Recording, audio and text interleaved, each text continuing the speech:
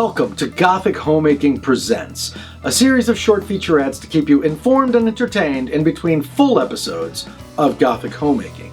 Today we are going to talk about clutter. Now, if you watched episode 1 of Gothic Homemaking, you'll know that clutter was a pretty big problem here at the Lair of Voltaire. But what you may not know is that clutter was the biggest obstacle in getting this place ready to be redesigned and redecorated. There was clutter everywhere in here. There were boxes overflowing with papers. There were wires and cables all over the place. Believe it or not, some of these photos are of the lair after a lot of the clutter had been eliminated. It was vastly worse than what you see here, believe me. Well, the first step in getting this place ready to be redecorated was purging. I sorted through thousands of bills and letters. I made piles of things I was keeping and piles of things I was throwing away, and eventually a lot of that stuff went into the garbage. Now, believe it or not, this happened 4 different times. There were 4 major purges before this place was even remotely ready to be redecorated. The next step after that was to get a storage space.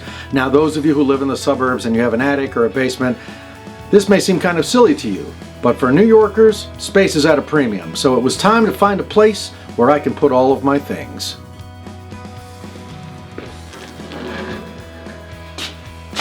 Now, this is my storage unit. It is approximately 9 feet by 5 feet by 10 feet high. It is, in essence, half the size of the Lair of Voltaire. Now, I pay roughly $420 a month for this, and some of you out there are probably thinking that's completely ludicrous. But imagine what it would be like if all of this clutter was still in my apartment. Well, now with most of the extraneous things out of the lair and in storage, it was time to organize the things that were staying behind. Now, in my journey of decluttering the lair, I learned a few tricks, and this is one of them. Ziploc bags. In the beginning, there were hundreds of wires and cables in here. Well, I eventually sorted them into groups. I put all of the mini audio cables together, all the headphone cables together, I put all the USB cables together, etc. And I put each group in their own Ziploc bag. And now when I'm traveling and I need, say, foreign adapters, I just reach for one Ziploc bag. And this trick is not just for cables or foreign adapters, you can use this for anything. Assemble all of your similar items and put them all in the same Ziploc bag. Foreign coins, paper clips, rubber bands, things of that nature. And you'll always know where things are and your place will be far less cluttered. But it doesn't end there, because you need a place where to put all of those Ziploc bags. Inexpensive storage units like these can be found at Staples or Office Depot or places like that. Sometimes the drawers are clear plastic, and that doesn't really help to eliminate the awful look of clutter because you can still see all of the little countless objects through the plastic. I have a simple solution for that. You guessed it, I paint it black. And voila, no sign of clutter. Another problem spot at the Lair of Voltaire was the space under the bathroom sink. There were lots of hairspray bottles, cleaning fluids, lots of bottles of different sizes and colors and shapes. For me, clutter is many colors, many shapes, and a lack of straight angles, and frankly, I find it kind of maddening. So putting things into a box goes a long way for me. I simply picked up a couple of boxes at Filene's basement, and I put everything in there, and now the area under the sink looks rather tidy. And of course, you could always paint those boxes black if you like. Small ornate boxes like these can be purchased at places like Hobby Lobby. I use one to keep my soaps in, I use one to keep my matches in, and believe me when I say that they look far better inside of these boxes than they did when they were just littered on top of the toilet tank. Toolboxes are also very, very helpful. I bought these 2 toolboxes, and anything that I found in the lair that was either a tool or some kind of art supply went into those boxes, and they now live under the sink where you can't see them. Now, that storage container I showed you earlier, painted black, they're very, very useful and they're very, very inexpensive, but they can certainly give your apartment the look of a college dorm.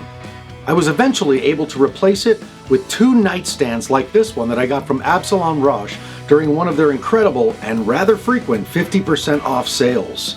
And of course, if you want a real challenge, you could always make yourself a mystical vanishing chest and summoning table like I did for one of the episodes of Gothic Homemaking.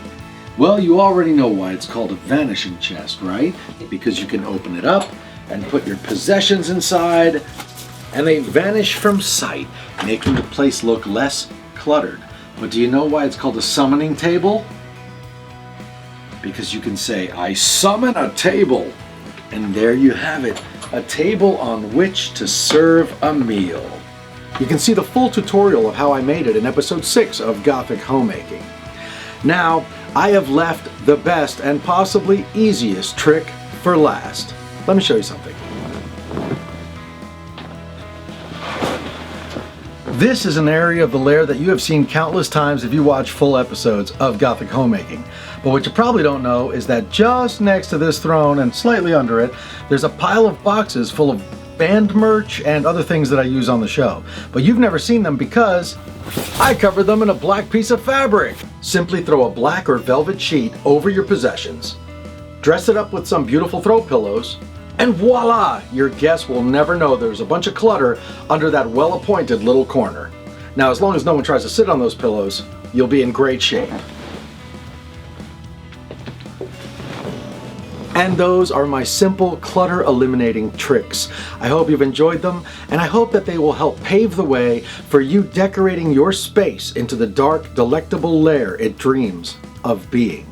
Thank you so much for watching. For more advanced tips, watch full episodes of Gothic Homemaking right here on this same YouTube playlist. See you next time. If you enjoyed the video, please don't forget to like the video and subscribe so that you'll never miss another Gothic Homemaking video. Full episodes of Gothic Homemaking can be seen right here on The Lair of Voltaire.